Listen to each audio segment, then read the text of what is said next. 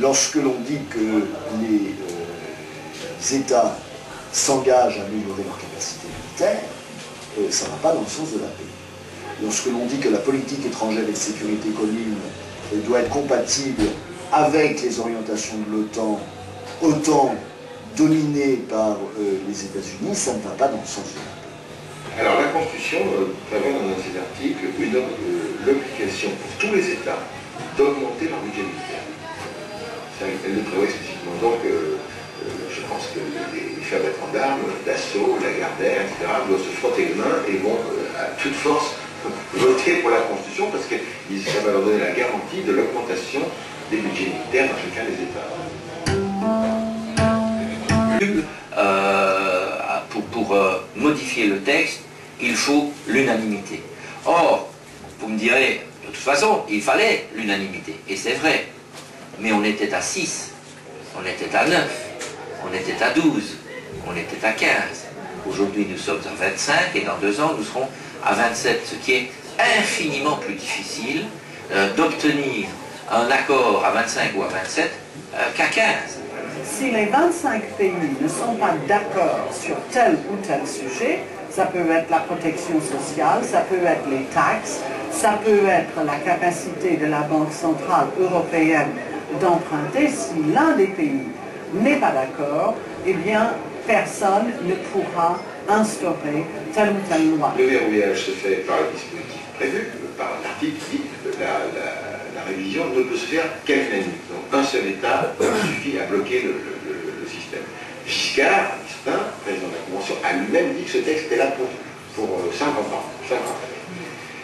C'est comme si vous fermez la porte derrière vous et puis qu'on vous pique la clé.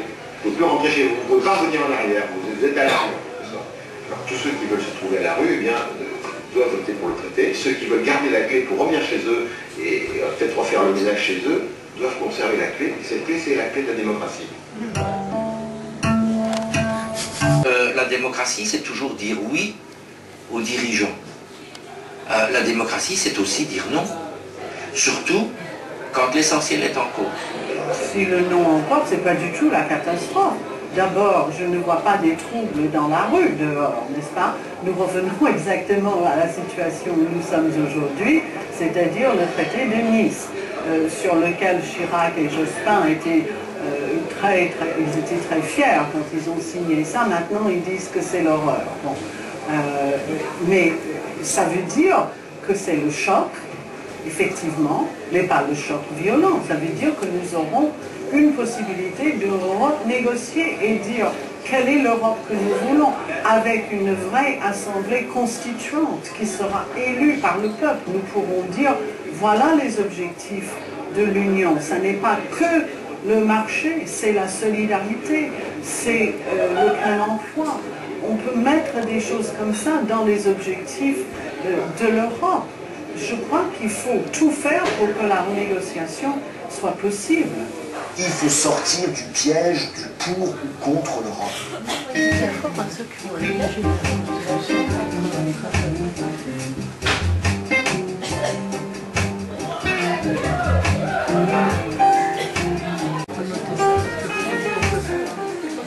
Alors que c'était un traité, donc non révisé, et que cette constitution dite simplifiée qu'on mettait dans les mairies était une arnaque, parce que moi personnellement j'ai lu la constitution en entier. Et je vais vous dire qu'on le sortait, et on le sortait de façon tellement politique que les phrases qu'on sortait ne voulaient plus rien dire, tout au moins ne voulaient pas dire ce qui était dans la Constitution en elle-même quand elle était en entier. Et il faut bien se dire, il y a un monsieur, j'arrive pas à retrouver le nom, qui était professeur de droit, qui avait fait une analyse énorme, et qui d'ailleurs avait été interpellé, hein? Ah oui, Chen Chua. D'accord. Sur Internet. Je cherchais le nom. Et si vous voulez, j'avais débattu avec lui par Internet, parce que j'ai lu la Constitution, parce qu'on ne vote pas un texte pareil sans le lire.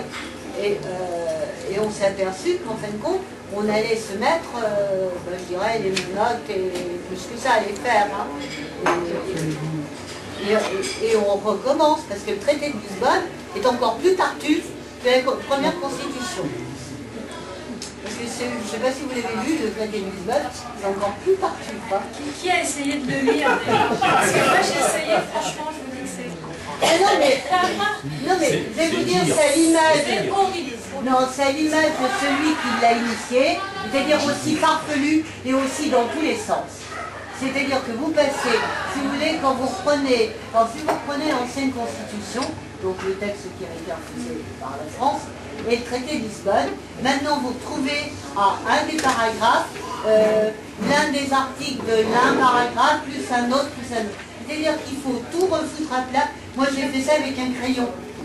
Parce qu'on arrive pas à essayé trouver. de faire ça pour Attaque, on a été trois à essayer de décrypter avec Pierre Calfa et un autre le traité de Lisbonne pour faire une analyse. J'ai mis 3-4 semaines. Ah oui, non mais moi je veux dire c'est le Pas bordel. longtemps, mais presque. Donc on a mis 3-4 semaines à tout lire, à revenir aux articles précédents, etc. Mais c'est à l'image. À l'image de celui qui l'a fait. Et donc, peut-être pour revenir à ça et actualiser, enfin, quelques minutes peut-être avant de relancer le débat, effectivement, donc premièrement, c'est pas nous qui le disons, c'est Valéry Giscard d'Estaing qui le disait, c'est qu'on a refait un traité pour nous faire mieux avaler la pilule, donc on a enlevé le mot constitutionnel, il a dit, texto, on va faire mieux avaler la pilule, hein. Donc c'est pas nous qui le disons. Oui, non, mais en plus un traité, constitutionnellement, un traité n'est pas révisable. Donc, alors, ils ont enlevé le mot constitutionnel, ce qui ne change pas grand-chose. Par ailleurs, ils disaient oui, mais on a gardé que la partie institutionnelle, ce qui est faux, parce que ça reprenait les traités antérieurs, donc ça ne change rien. Puis on a essayé de l'habiller. Et notamment, on parle beaucoup de droit dans ce film-là. Les pays ont beaucoup dit oui, mais les élites politiques et économiques européennes, mais oui, mais maintenant il y a une charte des droits humains fondamentaux, je ne sais pas si vous l'avez entendu. Oui. Et en fait, quand on lit le traité de Lisbonne, il y a 2 articles qui font en sorte que cette charte soit totalement vidée de son contenu, puisqu'elle dit que ça n'aura aucune contrainte sur les États membres et sur les politiques des États membres. Donc à partir du moment où il y a une charte des droits humains fondamentaux avec des droits pour lesquels on ne peut pas réclamer des choses au niveau juridique, c'est en fait une charte totalement inexistante en fait sur le plan pratique. Et puis le dernier mensonge, c'était qu'on nous disait que si on ne prenait pas si on ne signait pas le traité de Lisbonne, on allait courir à la catastrophe et que d'ailleurs, comme on n'a pas signé le traité constitutionnel européen, c'est la catastrophe, etc. Et ce dont on se rend compte depuis maintenant 1 an et la crise globale du système capitaliste financier, c'est qu'au contraire les traités européens, nous mettent dans un carcan qui est absolument abominable pour pouvoir répondre réellement à cette crise globale. Donc juste un exemple. C'est la possibilité pour la Banque Centrale Européenne de prêter de l'argent aux États. Alors elle l'a quand même fait par rapport notamment à la Hongrie, qui n'est pas dans la zone euro, mais parce qu'elle a été, vu la faillite des pays de l'Est, etc.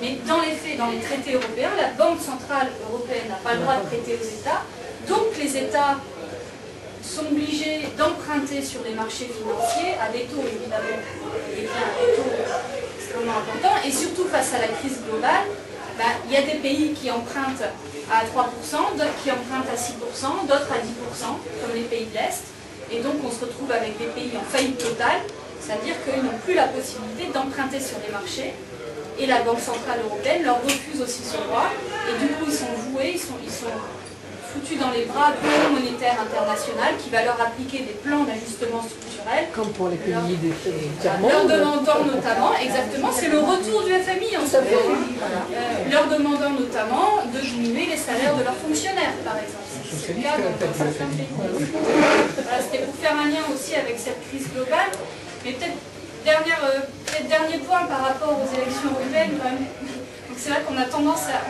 On se souvient plus qu'il y a des élections européennes le 7 juin, tellement les partis dominants ont décidé de ne pas en parler, de même que les médias dominants, etc. C'est formidable, personne ne parle des européennes, on a l'impression qu'il y a une coalition. Enfin moi c'est cette impression que j'ai, je sais pas si... Pas tout à fait quand même. En tout cas, ça a été très tardif. Oui, très tardif, d'accord.